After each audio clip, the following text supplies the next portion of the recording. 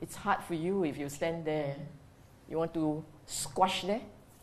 Okay. Now, as I said earlier, I didn't choose this topic.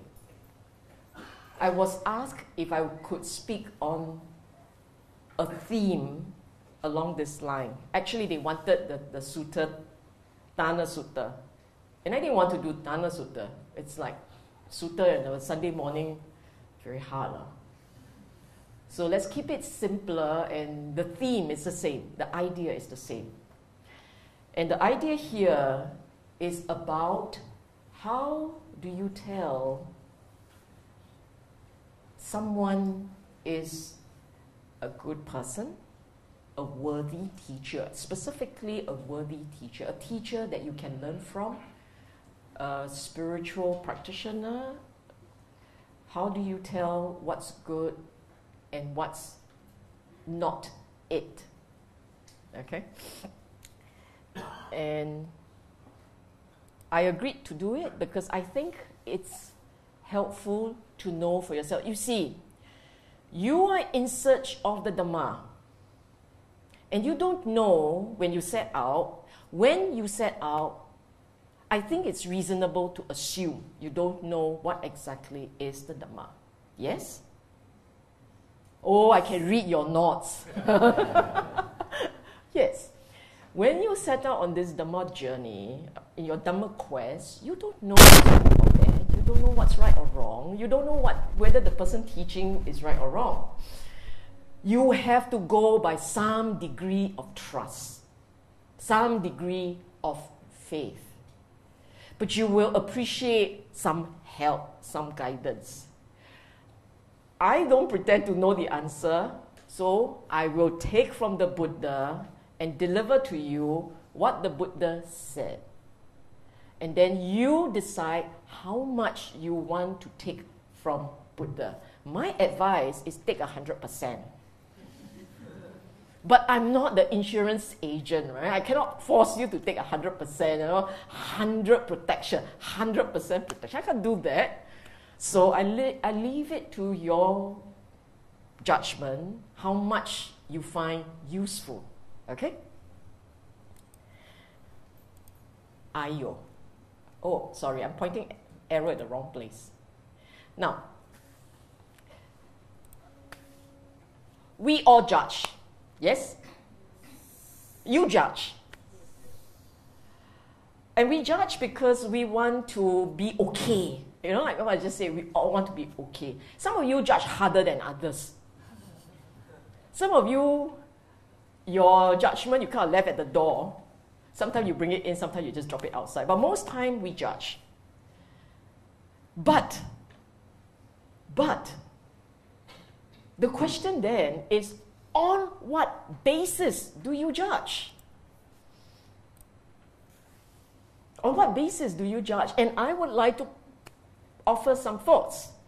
Very often, you judge on the basis of your feelings. Yes? I like the person, he's a good man. I don't like the person, he's not a good man. So I call it chemistry. Chemistry, you ask yourself, how often have you been right or wrong on chemistry?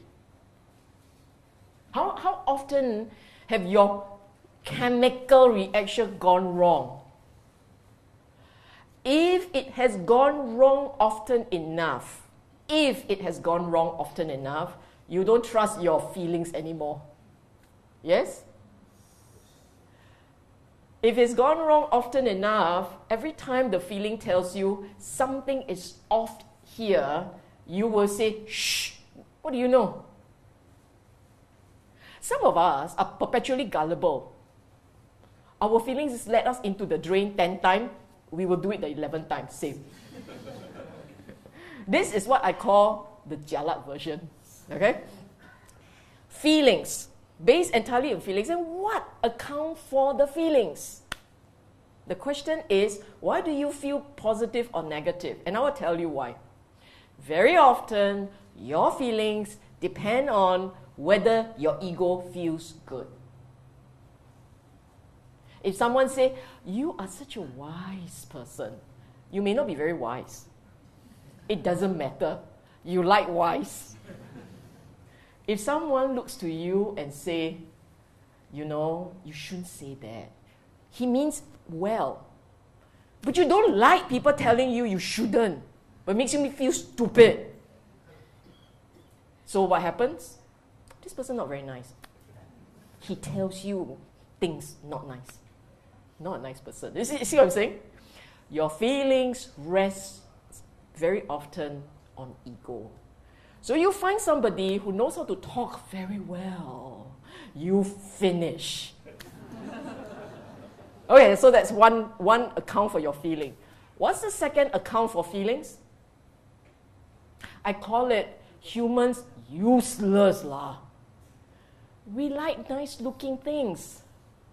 Aesthetics. Handsome man tell you, nice. Oh, you feel so good. Pretty lady tells you, wow, you're so strong. You feel so good. Girl very good. Guy very nice. Aesthetics. So, Quasimodo finish. Quasimodo finish. If he looks like a gargoyle, he may have the nicest heart, the gentlest person. You take one look and you go, not nice one, this one. He's out to rob me. You can see it written all over him. You see the problem? So our feelings, resting on something as superficial as your ego and his face, cannot trust. We have a problem.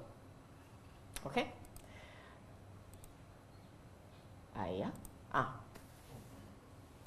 The next one is on this thing I call superficial impression of character and morality. In other words, you look, you see him say thank you, you say, very good man, so polite. He called me, so polite. Superficial. Another said, prejudices and assumptions. This one is very subtle. Very subtle. Often based on race, religion, gender, age discrimination, secondary school, primary school, whatever school discrimination. The most superficial of features. The fella so big, got muscle, got tattoo, so criminal one. See what I'm saying?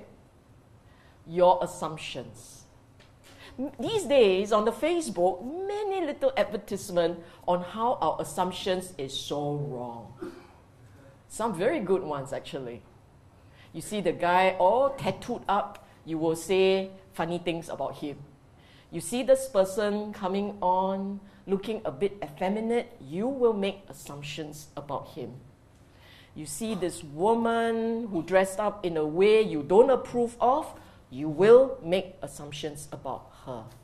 We are that superficial. And we don't realize how judgmental we are and how superficial we are. Because if you admit it, then you are saying you're not wise. That's unfortunately something we don't like to admit. Right? Okay.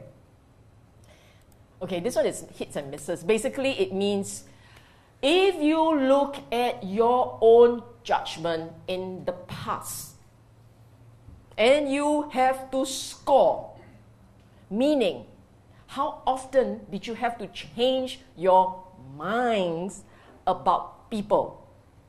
You think they were great, turn out they are not. You think they are very nice, turn out they are not. You think they are awful, turn out they are way better than you thought. How often did you go wrong? Past the midpoint, meaning 50-50, you are just about okay. But personally, I think we should treat this kind of misses like driving test. Driving test is not 50-50. You go on the road 50-50, you hit something, we're not letting you onto the road. It should be at least what, 75, 80, 95? Then I let you go on the road. You see what I'm saying? It's like a surgeon. If he's going to operate on the heart, I don't want him to pass at 50-50. There's a 50-50% chance he's going to cut the wrong vein. It's not funny. This thing, if yours is 50-50, you better not trust. You better give people the benefit of the doubt. If you are 90-10, you psychic. And the odds are, it will go down from 90 downwards. Okay? And the more misses, the more you lose confidence. So, I will put up front for your photo taking 2 key points here. Okay?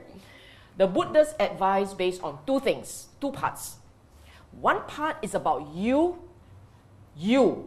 The second part is about him, the person you are assessing. About you. Improving on your ability to make correct judgment. So the first part of the Buddha's advice is about how do you improve on your abilities. How? The second part is about what do you look out for. Again, I say, this came from the Buddha. It's what he told his disciples. This is Tana Sutta. By dwelling together, their virtuous behavior can be known, and this only after a long time, not casually, by one who is attentive, not by one who is inattentive, and by one who is wise, not by one who is unwise.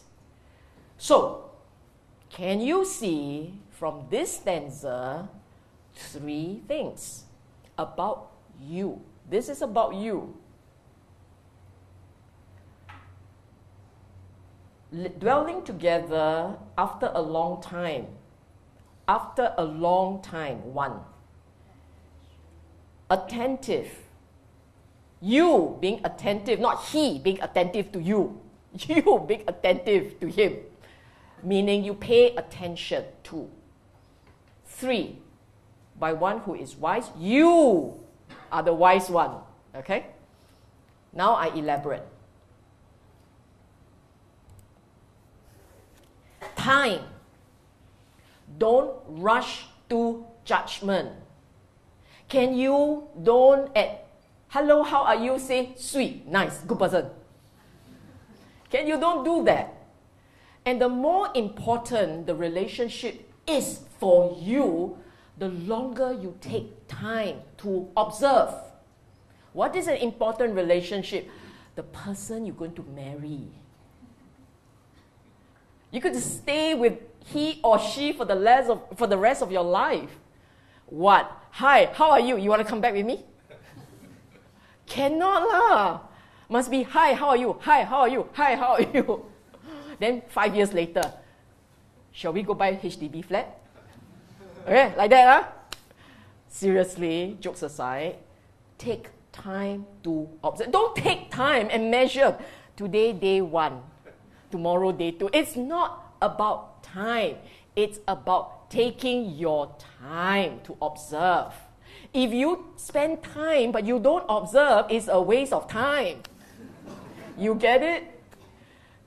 Time spent together is for you to give him chance to make mistake and show the real him to you. And as I've said, the more important the relationship, the more you must invest time to observe. Now, what are the important relationships? Marriage aside, parents you cannot choose, children you cannot choose. But what else? By choice. What else is important or are important? What kind of relationship? Friends. Friends. Now, some of you, in fact, most of you will have what I call the concentric circles of friends. The one that comes all the way into your bedroom, meaning to talk.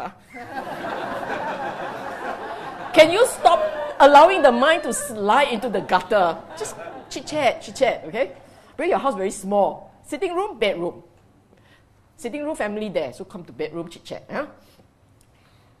And the friends whom you, hi, hey, today that weather very nice, huh? That kind, it's okay lah, huh? Doesn't really matter. But the ones that you are going to build a relationship with, spend a bit of time. But very important is your Dhamma teacher.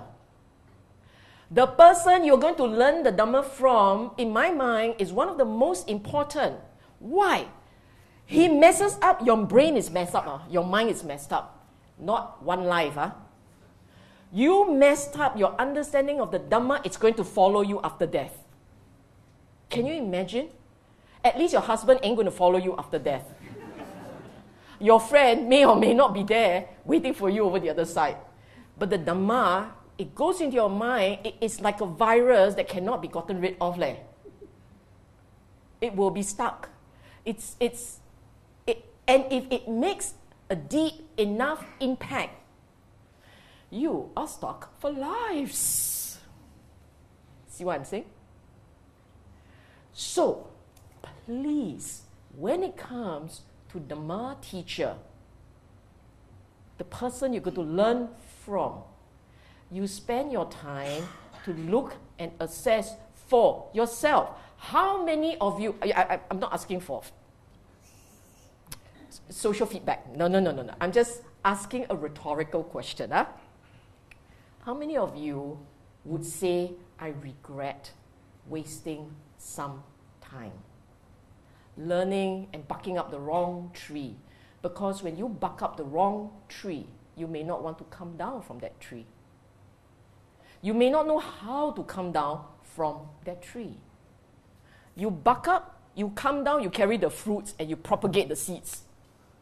Can you see how problematic it is?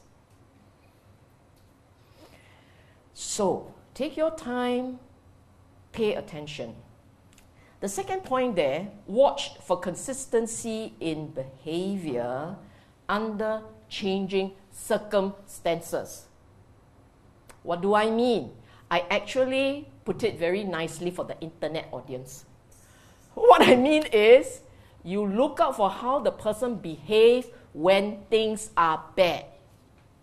Things are good, everybody and anybody. Adolf Hitler also very nice. When things are good, everything is nice.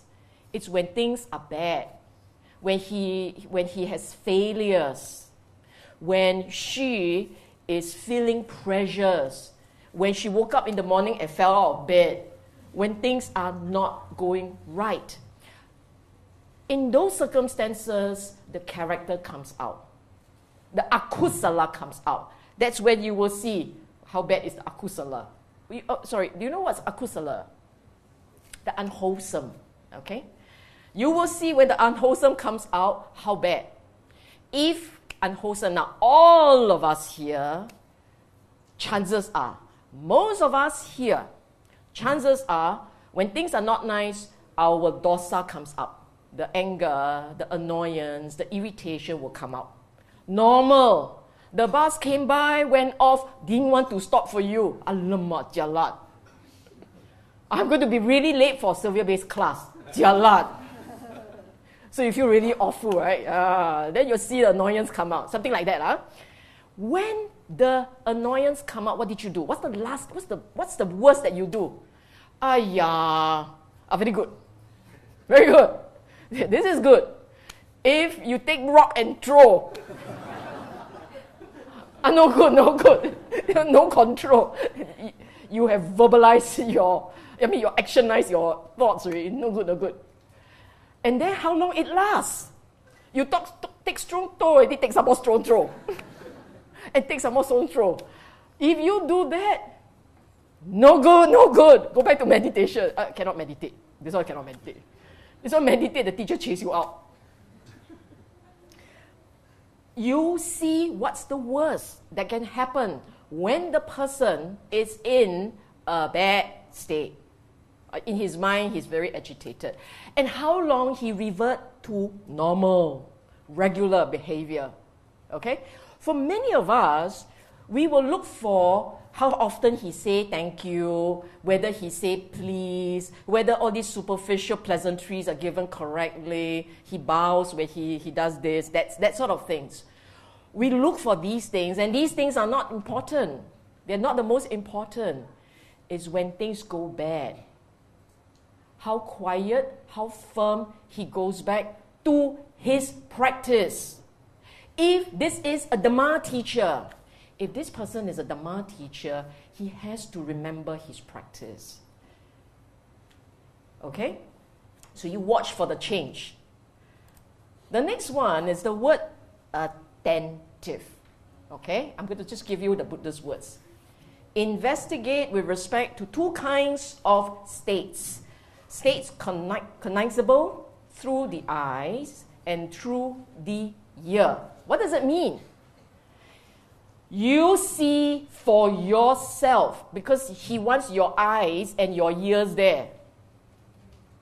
Through eyes and ears means you need to see and hear for yourself his behavior. You don't go by hearsay. Many of us very happy with third-party report. Third-party, other people's report. You must remember, it's not that it's wrong. It's not that your friend wants to bluff you. It is not. It is that every kind of observation will go through a mental filter. Any kind of observations go through a mental filter. You will write the report according to what you see and what you hear. Right? If you are in a bad mood on that wonderful day, you will see and hear only the bad things.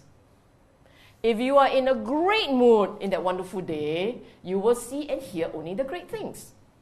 Your filter is not foolproof. If your filter is not foolproof, you're going to depend on third, fourth, fifth party filter. How many layers of filtering? It's going to end up with a very warped report, completely at odds with the person. Possible? Can be going very far wrong. So then you may say, so I don't hear, is it? No lah. You hear a bit, but don't believe everything. Don't believe. Go see for yourself. Go see and ascertain for yourself. Okay? As I said, this is your Dhamma teacher. This is someone you're going to learn the Dhamma from. You've got to at least know the character for yourself. And the Buddha used the word, be attentive. Sorry, seriously, give you everything lah.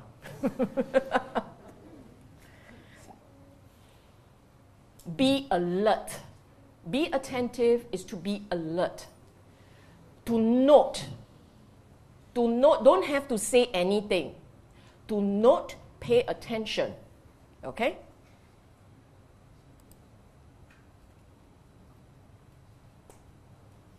I said pay particular attention to virtuous behavior, meaning whether or not this person loba, dosa, moha, can you see it? How strong is it? Now, I know some of you will say, I'm a lay person, I shouldn't be judging. Yes, how many would say that? I'm a lay person, I shouldn't be judging. How many would say that? Or you all don't say, Well done. I tell you stories about the Buddha's time. Now I'm going to promote my book. In my book, Between the Lines, I've actually captured some of the stories. I'm going to share with you these stories. In the Buddha's time, the lay people were the perfect Singaporeans. They will complain. They will write in and complain to Buddha. Buddha, your monk like that. Buddha, you know that day he did like that. Buddha, you know or not? The Buddha gets complaints from lay people. Why? It's all captured in the suttas, It is not.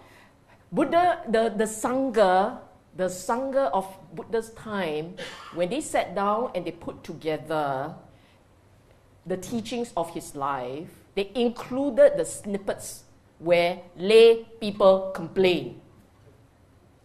What does it tell you? They take the complaint seriously. They think it is something people must learn. Amongst themselves, the monks acknowledge mistakes were made and people should learn. The monks must learn. It is true learning and understanding what is acceptable and not acceptable behavior that they will learn to regulate their own behavior, their own conduct. So, there is nothing wrong if you are observing behavior and in your mind you say, a layperson doesn't behave like this, I don't think it is right. Why do you give chance to practitioners? If I say I'm a practitioner, I should hold myself to a higher bar than you. Right? If I'm a practitioner and I say I am one, then I should behave not worse than you. I'm not comparing, but I shouldn't have loba dosa about your level. Then if you very the solid good person, my loba dosa higher than you. Then who am I to teach you? Get it? Okay. So that's why Buddha said, pay particular attention to virtuous behavior. This is the tricky one. By one who is wise, because, really, not everyone is wise. So now I'm going to explain a little about what is this wise. You say, wise means must see Dhamma. I see Dhamma, I don't need him. No. There are different gradations of wisdom, okay? Different gradation. By one who is wise is somebody who understands. For yourself, what I said earlier, morality and immorality. Kusala, akusala. What is good, what is bad? What is right, what is wrong? You must have some understanding of that. Pare it down to the simplest version. Bring it down to the simplest. If someone is greedy, right or wrong? You don't know. What is the correct answer? Wrong. If someone is very angry or always angry, right or wrong? You know, ma. So actually, you have some wisdom. Right? We all have some wisdom. You know what's right and wrong. You look at your own behavior and you say, I don't like me when I do this. I don't like me when I do that.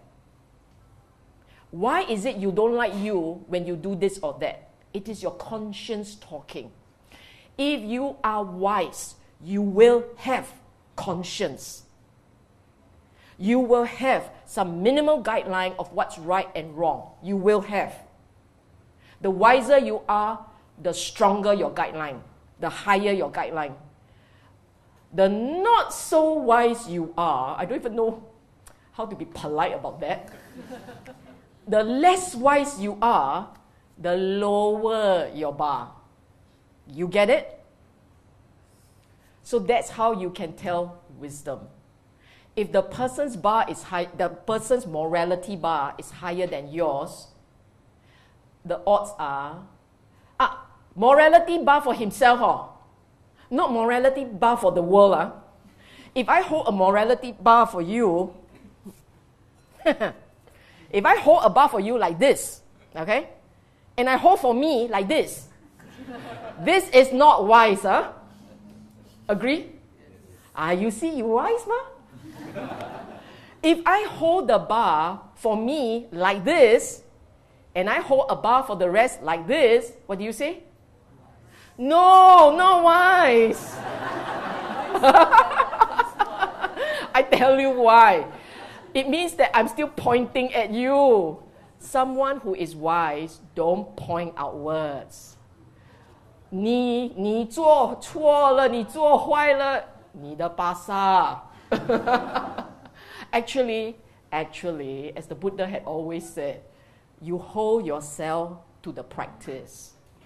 Other people will sort out their own practice. If you spend your time saying, I'm like this, then you all like this, like this, like this, like this, like this, like this, You see how the jialat your mind is? Your mind very busy, you know. Because your mind is always looking outwards, not looking inwards. Get it? So remember, therefore, the one who are morally upright, got problem, huh? You spend your time being self-righteous, you're not very wise. Buddhists, practitioners cannot be self-righteous. When you are self-righteous, you hold the bar and you make everybody jump. Jump your bar. Then the more unwise you are, the more you shift bars. Then jumping your bar very jialat, very difficult. But cannot gauge the height. Get it? A practicing Buddhist will only be looking at his own practice. He is not out there staring and judging the world. Okay? The only time he say anything is you go up to him and you say, Bante, can you teach me the Dhamma? That's when he will help you understand your mind. He's not judging you. He's trying to help you understand your mind. And he's trying to help you understand the practice so that you know how to navigate to do the practice correctly. Okay? So, easy, huh? Next. Now, it's about the other person. What do you look out for? This one you can apply everywhere. No need just the spiritual teacher. It's just that Buddha used it to show, to explain about spiritual teachers. What do you look out for? I repeat the words. By dwelling with another, one comes to know him thus. For a long time, his conduct has been broken, flawed, blemished, blotched, and he does not consistently observe and follow virtuous behavior. He is immoral, not virtuous. The word here is behavior, conduct. Conduct you can see, thoughts you can't see. What he says, what he does, how he behaves. This is an extremely important point because this one you can see. That's why he said, see and hear. See and hear. Now, usually we will look for immoral, and that is correct because immoral is a lower bar. Immoral is a lower bar. So if he gets angry, he easily gets upset, he doesn't guard his words, he calls his students names, he turns the students against each other, that kind of things, that kind of activities, really, if I were you, run far, far. You see what I'm saying? If this is a teacher, and your teacher play the students against each other because he has got loba and dosa, he has got anger. Little bit, he take his stick and not just hold it, then he poke your head. This type, to the level of violence, you shouldn't stay there, okay? Because if you stay there, you may lose more gray cells, not learning anything. And every time you poke, the thing drop out, the gray cell. After a while, you can have a collection of gray cells, bring to hospital and stitch back. Very difficult. So, you are looking for the loba and the dosa. Moha, you can't tell. Moha, delusion. You don't know what's delusion, but you know what's anger, and you know what's greed. And if every time he asks you for money, you know something is wrong. One day he wants to buy Buddha Rupa. The next day he wants to buy the clothes for Buddha. The third day he wants to build a temple. That kind of thing, please exercise wisdom, okay? Judgment. Now, this is part one. Now look for part two. By dwelling with another, one comes to know him thus. For a long time, his conduct has been unbroken, flawless, unblemished, unblotched. He consistently observes and follows virtuous behavior. Look, a long time. The operative word is a long time. If a long time, he displays mixed behavior. One day good, one day bad, one day scold, one day laugh. This is not a long time. This is consistently inconsistent. Consistently inconsistent tells you more likely to be akusala. He akusala until he remembered that he kusala. Then he mindless already, he akusala. A person who is truly kusala will have mindfulness. When your kusala is consistent enough, the mind goes quiet. Okay? If the person says, I find it difficult for mindfulness practice, you can be sure he is fighting Mara in his head. Even if he doesn't show it, he's still fighting Mara inside there. That is why the mind can't go quiet. So mindfulness is hard. You look at your own mind. How mindful are you? If I give you a test now, how many of you will say, I will pass? 50-50. Rhetorical question, huh? Rhetorical. If I were to give a test now on mindfulness, 50% mindful, 50% not in your waking moments, and you say, you know, I think I'm really bad. I'm maybe at best 10%. It's okay, everybody's there also. This is not bell curve. This is a curve that looks 100%. Like this. And it's normal because most of us are not kusala. Most of us, at best, you are neutral. What do I mean by kusala? You look at the words written there. What is kusala? Oh, did I write? See, I can write, but I can't see. Chaga. Chaga is generosity, humility, gratitude, contentment, gentle behavior. Brahma Vihara is metta, compassion, empathy. These are kusala mental states. At any one time, are you able to say, hand on heart, before Buddha, that I am very chaga? At any one time, I really chaga one.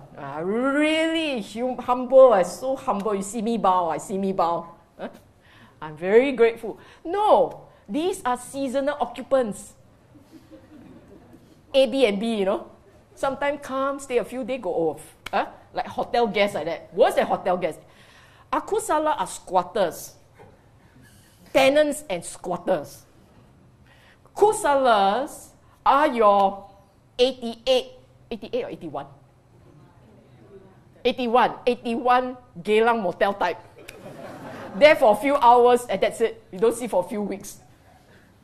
You see what I'm saying? And here the Buddha has two criteria. Akusala you don't see. Kusala you see. How many people live up to this? How many? Very difficult. Exactly. I got echo here. Exactly. But then you say like that jalat. They got no more teachers left. Like that means can learn but you don't get gugu gaga lah. You know, you don't get all smitten. My teacher is everything. My teacher sits up there. We all sit down here. You don't do that. Your teacher can still help, but you learn to manage your expectations. Okay? Just learn to manage your expectation. This is important to protect you. It's just to protect you. Know the Buddha's criteria. And my clue to you, and if you say, are you sure about your clue? This one came from the Eightfold Path, so I'm sure about my clue. The clue to you is the mindfulness level. The more mindful the person, the higher, the stronger is the kusala. It's usually like this. If the person's mindfulness is not very strong, the kusala is also not very strong. Okay? The less mindfulness, the odds are the higher is the akusala. There is some correlation. Okay? Next. Some more.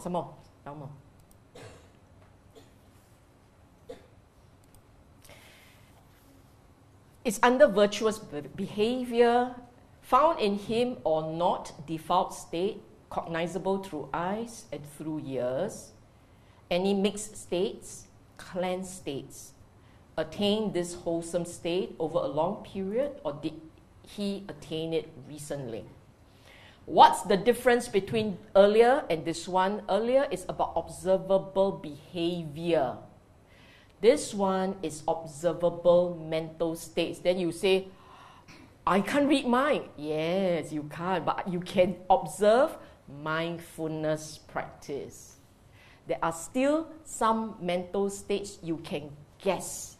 They are there. Have you seen, and I have seen, I know you have. Have you, those of you, all of you here, have you observed, I won't name names, okay? But have you observed really, really solid monks? Really solid.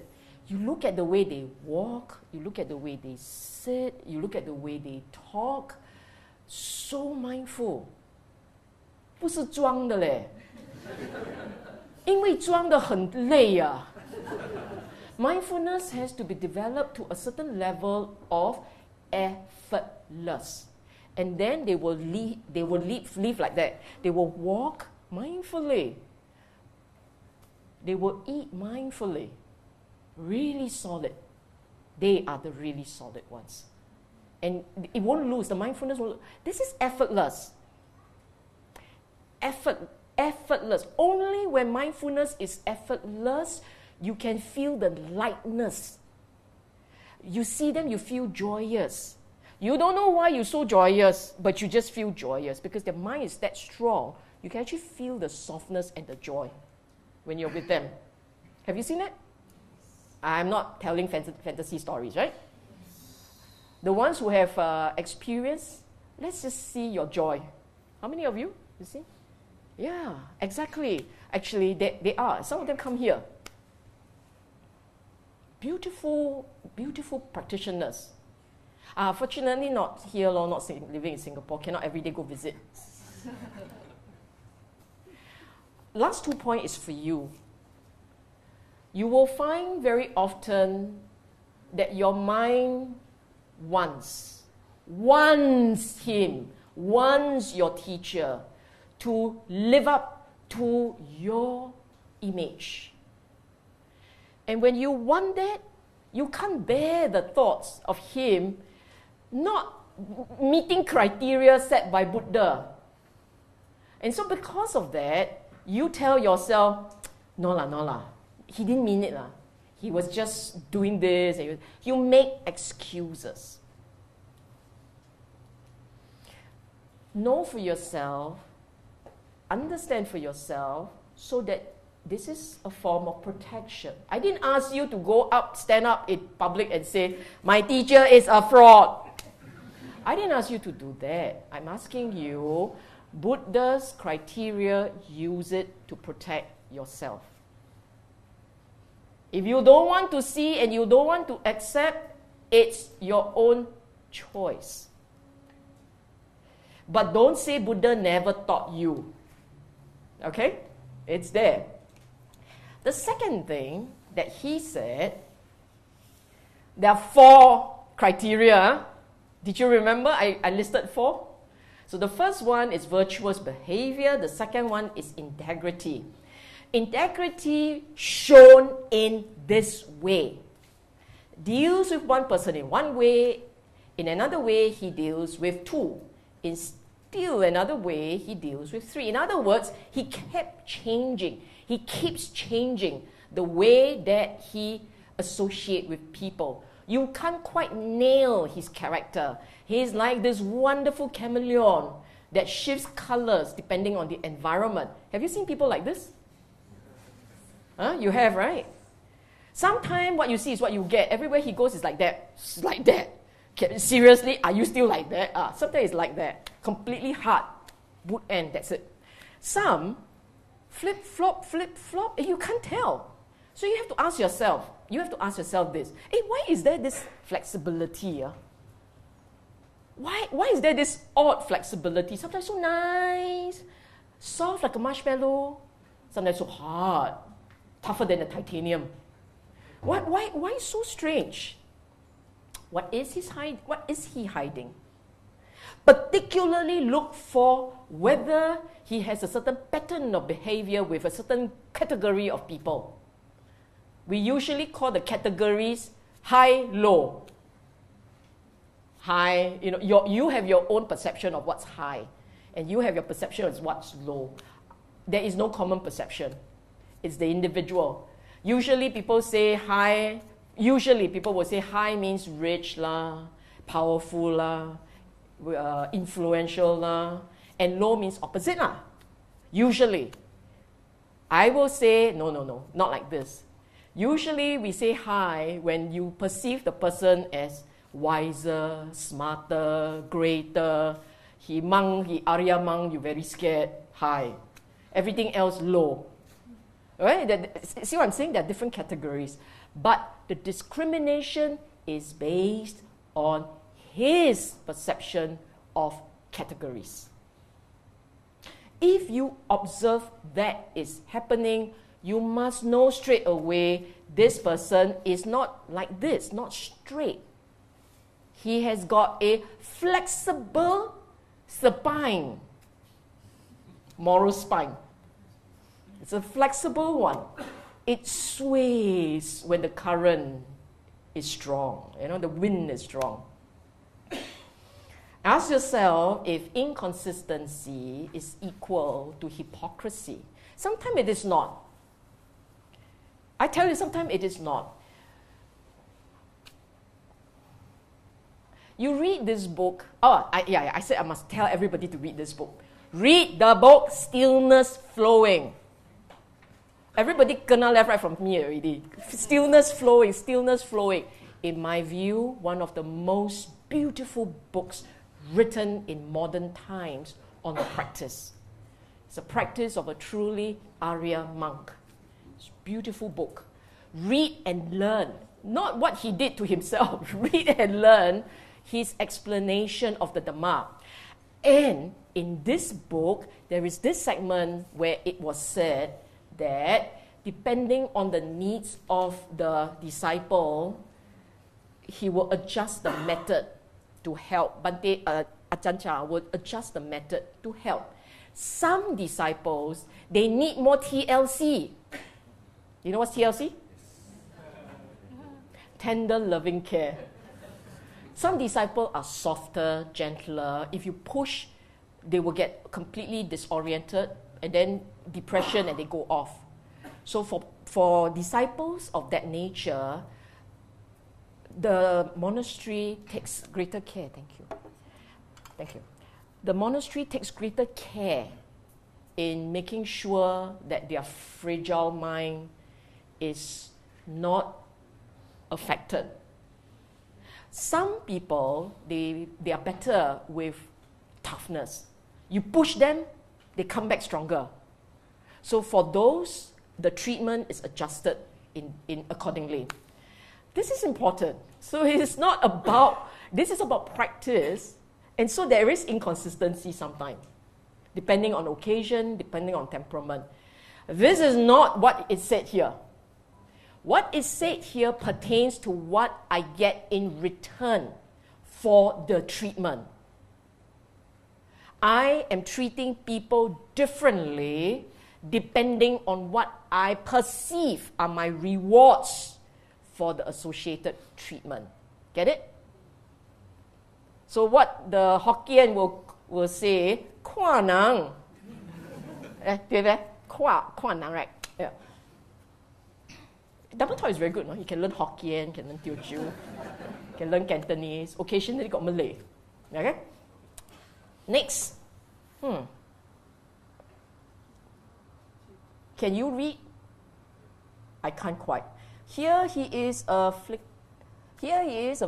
with the loss of relatives, wealth, health, but he does not reflect thus. Human life in the world is of such a nature that the 8 worldly conditions revolve around the world, and the world revolves around these 8 worldly conditions, namely gain and loss, disrepute and fame, blame and praise, pleasure and pain.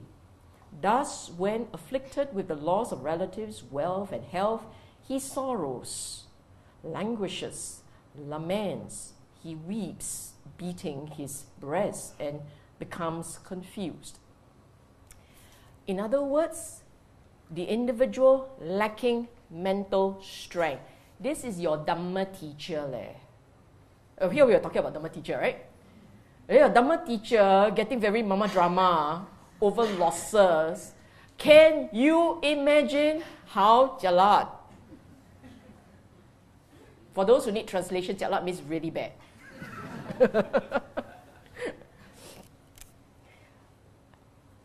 So you will expect a certain degree of emotional stability in a spiritual teacher, emotional balance. The emotional balance, the resilience, the strength must be higher than average. Otherwise, learn Dhamma for what? If you practice the Dhamma well, and you practice the Dhamma correctly, one of the benefits must be that your mind is strengthened, that you can take life's punches without falling apart. That's the benefit of this Dhamma, that you become stronger emotionally, more balanced. Otherwise, what kind of a tree are you? If you are a tree that when the wind blows, you fly, then all those people sheltering under you, how? Chase after you. You see what I'm saying? If we are walking this path, and we were walking this path correctly and well, you will find for yourself the confidence level shoots up. This is not arrogance. This is confidence. Confidence that come what it may, your mind is okay. Come what it may, this is nature of life. Ups and downs, win and loss, fame, ill fame, praise and blame. This is just nature of life, ups and downs. It's okay. We will ride these ups and downs like waves, like you're surfing the waves. You don't go onto the beach and drown. It's not good. You see what I'm saying? So the Buddha, again, I repeat, virtuous behavior, integrity, fortitude, strength. This is how you can tell whether or not this person is walking the path correctly. Morality, stable. It will translate into behavior. The mind is steady. He will not lose the mindfulness all the time, like you lose hair all the time. It shouldn't be like this. He will have emotional balance and strength so that he can be a source of support for others. Why did the Buddha say you practice for your own welfare and for others' welfare? For your own welfare so that you are stable, you're steady, your mind is balanced. And for others, so you can help. You don't practice until you become a burden. The world becomes your emotional crutch. You practice for what? Don't practice, seriously, don't. We cannot afford your practice. You know what I'm saying? Okay. I told you this talk very short one. Always like this. I got one left behind. It's all said there already. Okay? You're still able to maintain emotional balance despite worldly losses. The head rules, not your heart. The regular person is driven up and down, right and left by his feelings. If you are a practitioner, you should not be so misled, so driven, so overwhelmed by your feelings. Right? Okay. Attitude defines character. Inner strength, courage, resilience, they are all an extension of an ability to let go of clinging. Did you know that? Are you aware of that? Strength, courage, resilience, they all have to do with your ability to let be. So if you're looking for a practitioner, some of these you can see, right? Don't keep saying, I can't read mine, I can't read mine. Neither can I. But you can look for some of these things. So these are observable features, observable traits. Please memorize them. Because you say, my memory poor. Memorize them. Memorize this kind of memory work is productive. It's helpful. Okay? Because you can also use this for other people. No need just teacher. My teacher, I got one list. Other people I don't know. Cannot use it. Apply where applicable. Okay? No need to just 3 times a day. Finally, the person's wisdom. Okay? When conversing with someone, one comes to know. Judging from the way he initiates, meaning he starts, formulates, and poses a question, he is unwise, not wise. For what reason? He does not speak about matters that are deep, peaceful, sublime, beyond the shore of reasoning, subtle, comprehensible to the wise. When he speaks of the Dhamma, he's not able to explain, teach, describe, establish, reveal, analyze, explicate its meaning, either briefly or in detail. You know, I sure feel reading test one. Now, this refers specifically to a Dhamma speaker. It is 2 parts. I know, this is an ambiguous sentence, but it's actually 2 parts. What he says, that's content. How he say it is the communication skill. I tried to squeeze it into 1 line so it looks like this, but actually it's 2 parts. Content, what he says, and communication skills, how he say it. Now, Buddha gave detail. Oh, sorry. Buddha gave detail up there. Now I give detail. Don't anyhow say, Explain is to improve your understanding.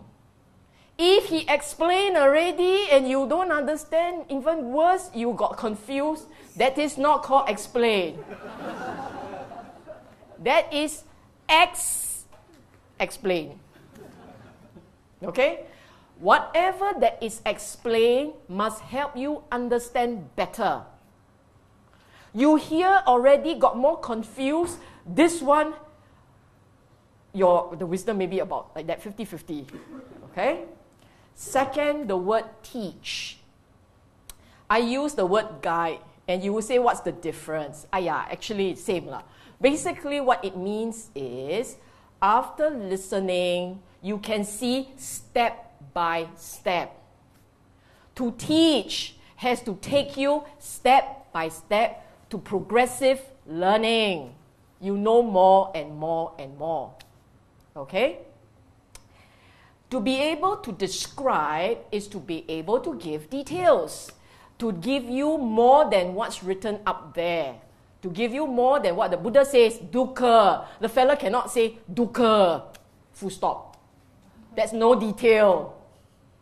Buddha says dukkha, and then he gives you 1 page on dukkha, and you understand, and you see the light at the end of the 1 page.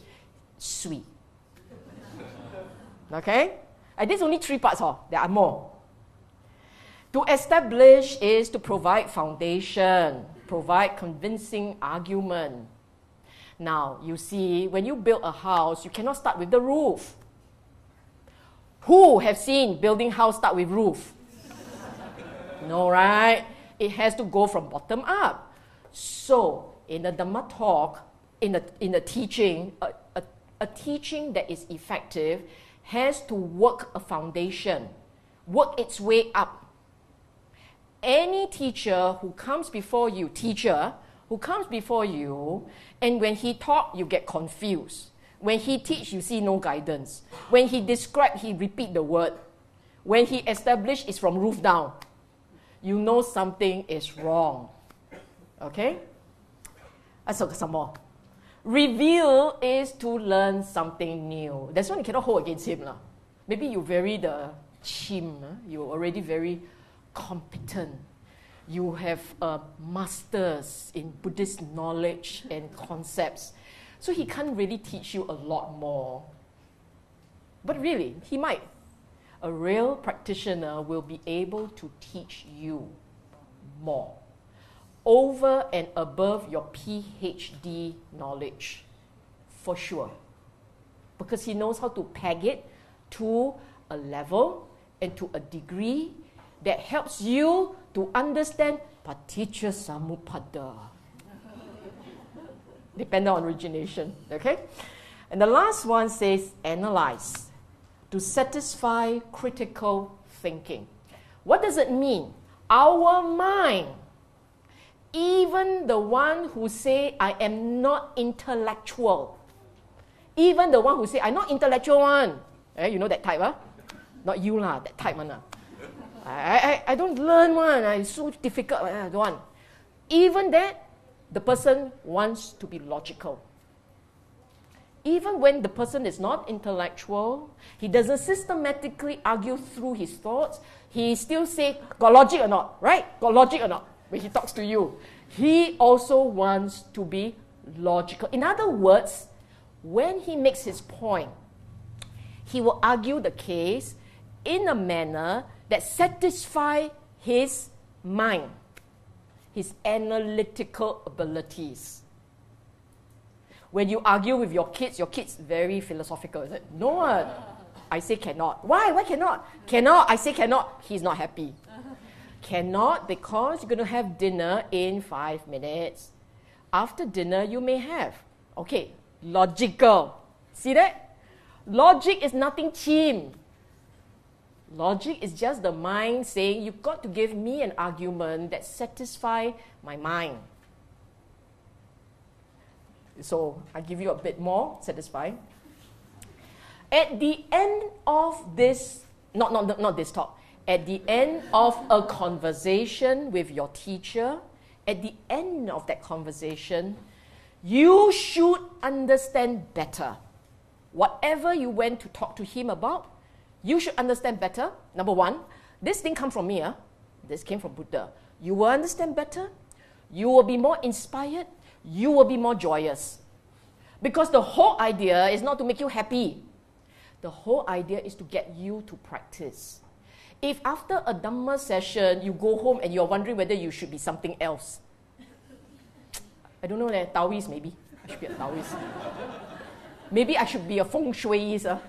Feng Shuiism is good. If that happens, that session was a bust. You see that? You should go away saying, I need the time to sit. I'm so inspired to sit. Something like that. It should be something like this. I'm going to sit now, man. You don't call me, I will call you.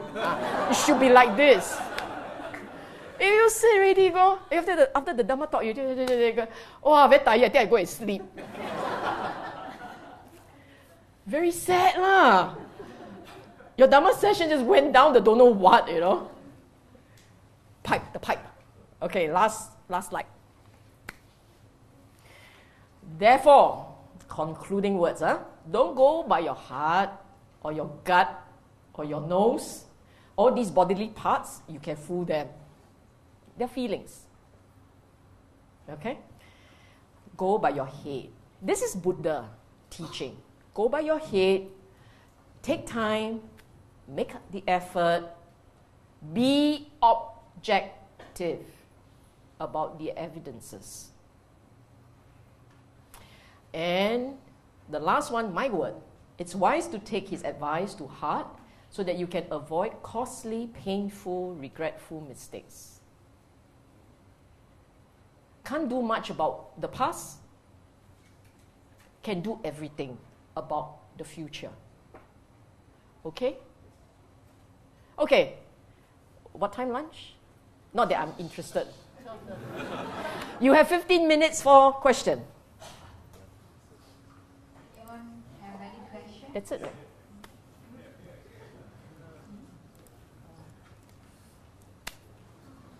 Ah. How do you switch this off? How do you switch this off? Dear Sister Sylvia Bay, very interesting, very interesting. Ah. How do you tell what is good and what is bad? All Japanese scientists have found a very foolproof way of being able to tell what is good and what is bad using water and water crystals. You expose the water crystals with something feeling intention which is bad, you come out all crunchy part out the thing. It is good, it will be a very nice crystal. So how do you explain this kind of phenomena? Part one of the question. Part two, is it possible that there is some sentience in water and possibly plants, since they are able to respond to this kind of feelings, emotions, and all that? So two parts of the question. Your two-part question got nothing to do with my talk. What is good and what is bad? Must say. Able to tell what is good and what is bad. Almost foolproof. Okay. Okay, I will answer your question after someone else with questions directly related to this talk. Okay. But I promise I'll answer your question. We will use it for entertainment today. Okay? Yes.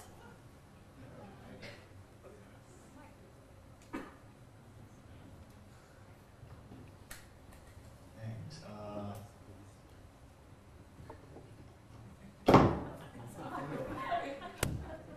Hi, Sister Sylvia Bay. Yeah, could you answer like two of my questions, which is for... I'm trying to read the mind. The integrity part and the...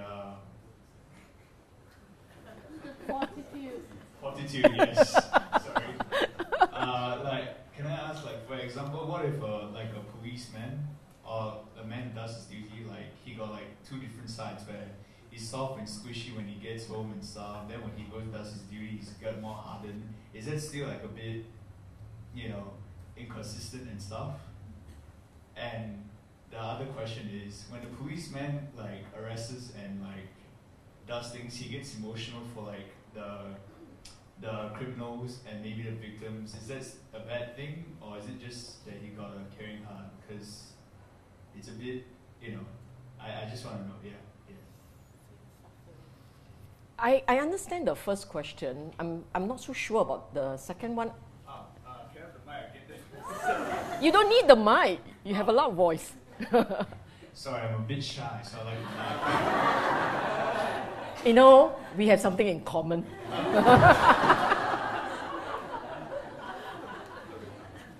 So, the second question is just like, because sometimes the criminals explain why they do their things, and he feels like sad for doing, you know, he feels bad, but he still does his job. Is that like bad? Like he gets teary if he's, you know.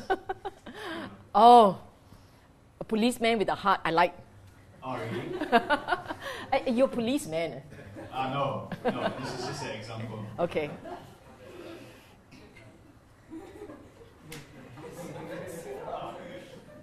The first one, you are talking about people, not just the policeman, that we have an external front, our professional front, and we have a personal face, right?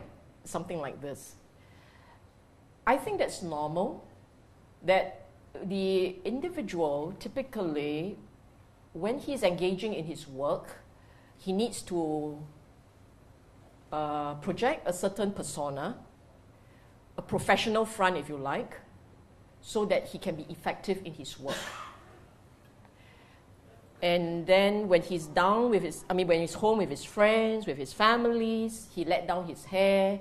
He allows all the other aspects of his character, his emotions to surface.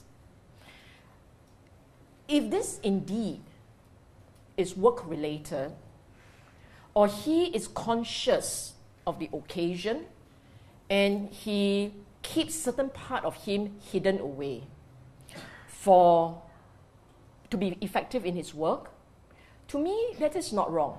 You are not choosing character projection for an end, for loba, to achieve your agenda. I think it's good that you raised this. It allows me to clarify. What we were referring to is using character, using behavior. You switch behavior to achieve your self-interest. When you want to achieve your self-interest, you present the fella with the front you want him to see so that that person is well disposed towards you. You're not sincere. In the relationship, you're not sincere. You only want to get returns, and so you switch. But I can't say that in the talk earlier because we are talking about observable traits. I don't know what is his intention. I don't know whether the intention are necessarily negative. But we know, observable trait, you can tell he behaves differently with different people. The fact that he behaves differently with different people, you need to take a closer look. Because a person capable of behaving in a very chameleon-like way, which is the real him? And what is that real him? Why are they having all these variations? Whereas what you have mentioned is broadly two types, the professional front and the home front. And if it is only these two types, then you can at least understand he perceives that in doing his job, he has to behave in a certain way expected of him by others for him to be able to do his job. If your lawyer has a great sense of humor and is really very easygoing and laughing, how you expect him to defend you in court, huh? You want a lawyer who will go and fight the other side, right? You want a lawyer that, hey, hi, how are you? Hey, come, let's be friends. It's just straight away, this poor lawyer got no job. Right? One case, that's it. After that, he's a PR industry, top executive. You see what I'm saying? So, good question. Yes, it is, you're right. We do get into a public persona. You know what my job, right? I'm a diplomat. I don't teach Dhamma at work. Cannot, I go, hey, come, sit here. Dukkha Arya Satya. Dukkha Arya Satya. How? Like that, how to do my job? You see what I'm saying? So, there is, invariably, there will be this. But if you're a spiritual teacher, and it's a full-time job, you're a full-time job spiritual teacher, then that persona shouldn't be switching so much. Right? Okay. Your second question, I forgot already. Cop with a big heart. Yes. A person with compassion, regardless of what you are, compassion is good. But compassion must have wisdom. If it's accompanied by wisdom, it understands that rules, laws, sometimes can be tempered with compassion. But the fact is, when a crime was committed, it was still committed by someone with loba, dosa, moha. And these kind of behavior must not be encouraged within the society. If you don't stand firm, others may be inspired to be loba, dosa, moha. And that's not good. So the wisdom, the compassion is good. In fact, if you are someone who practice regularly, you will really feel empathy. And I can tell you this for a fact. If you really practice and you practice well enough, you will also understand why that nasty neighbor of yours who always sweeps the dirt into your house, why he is to be pitied. Because he's in a lot of pain. And the only way he can lash out is by doing things outside to vent. But then what are you going to do? It depends on your practice. If your practice, the better your practice, the more you will deal with it in a kusala way. I mean the kusala way. You will take the punches, you will help him, you will talk to him, you will make a friend, and perhaps one day he is the nice person. There is no bad person, honestly. There is only kusala or akusala behavior. There is no bad person. When you say someone is bad, you don't believe in the Dhamma. What is in our book? Go read my book. What is in our book? It says, Devadatta one day will come back as a Pachika Buddha. You think about it. The number one villain, the joker of the Buddhist literature, Buddhist history, the joker, will come back as the Pachika Buddha. What's the rest? What's him who sweeps dirt into your house? You see what I'm saying? There is no bad person. There is no such thing as bad person. Even Mara. Did you know that? There was a story that Mahamoggallana in one life was Mara. You know that? You didn't know that. I'm telling you, we don't know if it's true or not, but it is in your literature, it's in your stories. And what it tells you, and you must always remember this, there is no bad person. There is only motivations by loba dosa moha or aloba adosa moha. Why I say that if you say there is a bad person, you are not a Buddhist, is because when you say there is a bad person, you believe, or rather you don't believe in anatta. You don't believe in anatta. It's only when you don't believe in anatta that you will say there are bad people and there are good people. There are bad behavior, there are good behavior. There are the wise things to do, there are the not wise things to do. What is not wise is when you give in to your anger. When you give in to your anger and you give in to your greed, it's unwise.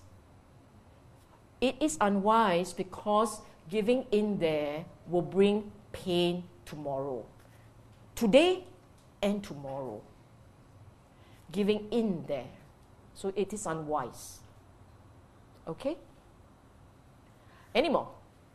One more. Oh, because I got to fulfill my promise.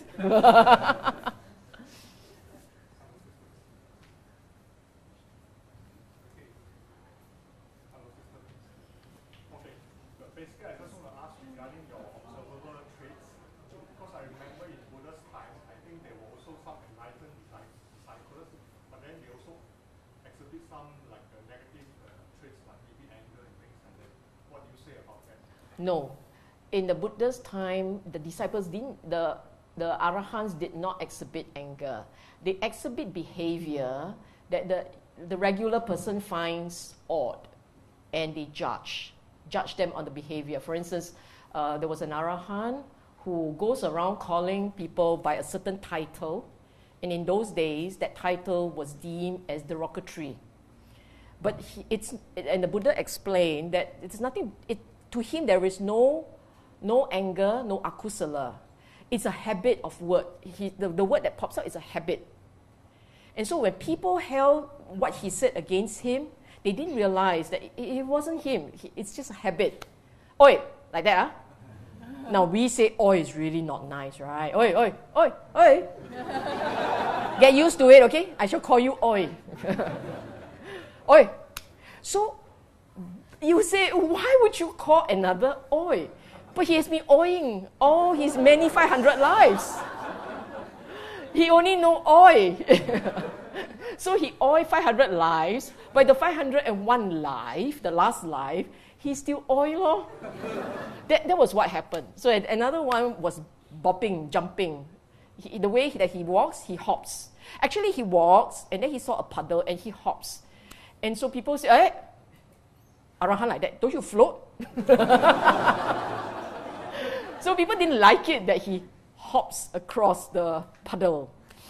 And so you're right, but do you see this part where Buddha say you? That we not Buddha, I say you. Where we have prejudices and assumptions. You are supposed to look for loba dosa. You don't look for... You know, some people when they eat, they make a lot of noise, slurps away.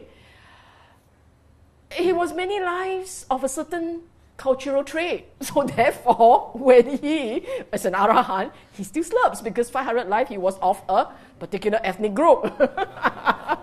So he still slurps. And then you will say, mindless. No, he's slurping mindfully. You get it? That's his slurping style. You are to look for loba and dosa.